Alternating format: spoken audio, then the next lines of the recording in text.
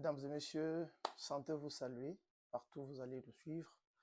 Aujourd'hui, c'est la première partie de notre histoire Ma Passion, le cauchemar. Le roman est là, comme je ne cesse de le rappeler, le roman, il est disponible sur Amazon, sur Fnac, sur Cultura, sur des sites et sur plusieurs bibliothèques, je dirais librairies dans des pays francophones. Vous trouverez le livre ici, Ma Passion, le cauchemar. Et donc, je nous demande parce qu'on va faire la lecture. La lecture demanderait à ce que nous puissions lire ensemble et que moi je vais commenter, expliquer l'histoire, raconter l'histoire. Comme je le dis toujours, histoire racontée. Et il sera alors préférable de pouvoir avoir son propre livre, son propre roman, de faire la lecture ensemble avec moi pour de bonnes compréhensions. Je voulais aussi signaler que dans ces parcours de lecture que nous allons effectuer ensemble, il y a deux indices, il y a deux choses qui vont peut-être vous échapper. Et ces choses-là, ce sont des choses super importantes que vous devrez retenir.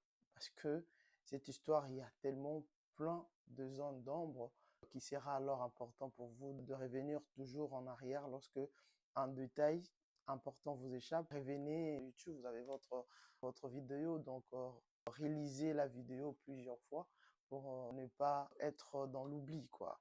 C'est ce que je voulais à ce que nous puissions retenir avant que je commence la lecture, c'est que l'histoire engage énormément de séquences à trouble contour, veut dire de séquences qui nous amènent à de confusion, on ne sait plus où on se retrouve parce que vous voyez un peu à quoi ressemble déjà la première de couverture, mais quand on va commencer à faire de lecture, vous allez avoir tendance que la première de couverture et ce qui est à l'intérieur ne correspond pas du tout. Ben, il faut alors être patient, non seulement être patient, mais il faut lire le détail. Parce que comme tout ce que je dis toujours, ce que j'ai écrit ouvre de portes de la littéralité afin que vous puissiez comprendre ce que je n'ai pas écrit.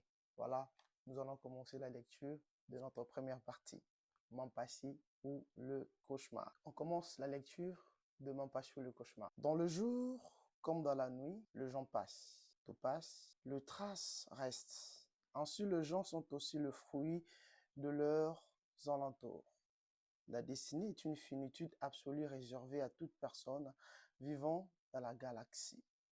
Le choix est l'homme est le choix. J'aime bien cette introduction quand j'introduisais ces livres. Et cette introduction, c'était quelque chose qui m'est tapé à l'œil. Ici, je vais dire que l'homme, il est le fruit de ses choix, de tout ce qu'il choisit dans la vie.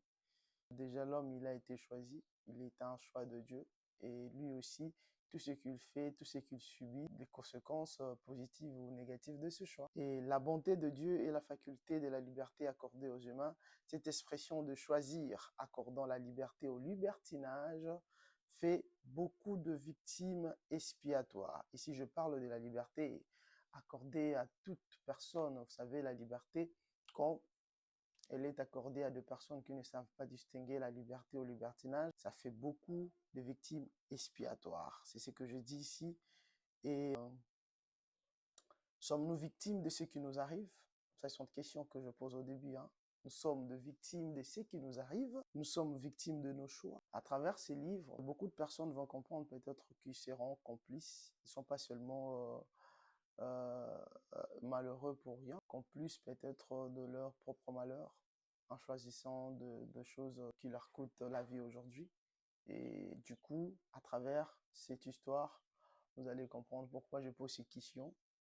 L'histoire commence par des questions où je pose si nous sommes des victimes seulement ou nous sommes des complices également. Et à la fin, nous allons comprendre vraiment qu'il y a beaucoup de gens ne sont pas seulement victimes, ils sont victimes et complices de leur propre malheur. Je m'appelle Joël Mboma. Je viens à peine d'avoir l'âge de comprendre les choses. Je vis avec mon père. Je ne connais pas son nom. Ça, c'est quelque chose de très grand, vous voyez un peu. Je m'appelle Joël Mboma. Je viens à peine d'avoir l'âge de comprendre les choses. Je vis avec mon père, mais je ne connais pas son nom. Je pense que ça commence à intriguer, n'est-ce pas? Je pense que ça commence à laisser à réfléchir. Il vit avec son père, il ne connaît pas son nom. Il s'appelle peut-être papa, puisque je l'appelle toujours ainsi. Nous vivons à deux. Mon père était tellement vieux que je ne comprenais pas cette vie à deux. Cette histoire commence dans une maison. une famille où il y a deux personnes. Et la personne qui nous raconte cette histoire s'appelle Joël Mboma. Il dit, je m'appelle Joël Mboma, je viens de totaliser l'âge de comprendre les choses et je vis avec mon père. Je connais pas son nom, il s'appelle peut-être papa parce que c'est comme ça que je l'appelle. Mais je trouve digne cette vie à deux.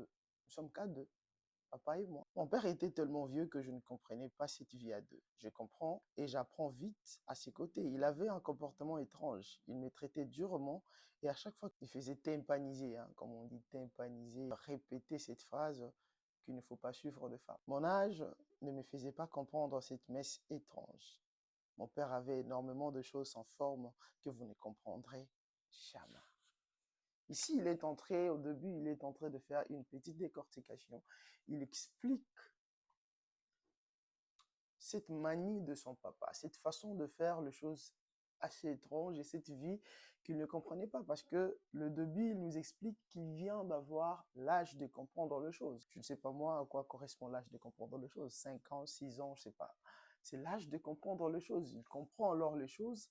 Il se rend compte qu'il ne vit qu'avec son père. Il se rend compte qu'il ne connaît pas le nom de son père. Il se rend compte que son père lui faisait répéter, tympaniser une phrase tout le jour qu'il ne faut pas suivre les femmes. Les femmes ne sont pas des hommes à suivre. Les femmes sont méchantes. Voilà.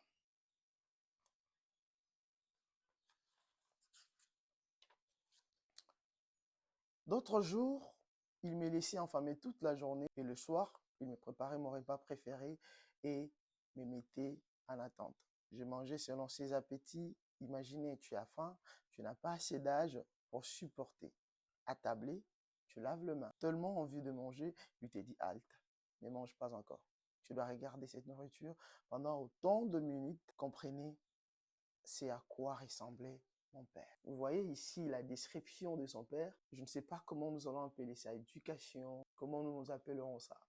Il décortique le comportement de son père et toutes ces manœuvres, je dirais des manœuvres maléfiques que faisait son père justement. Son père appelait ça éducation. Mais lui ici, dans l'âge de comprendre les choses, il s'est dit, mais pourquoi il me traite comme ça? Il est en train de se questionner, mais pourquoi ces comportements?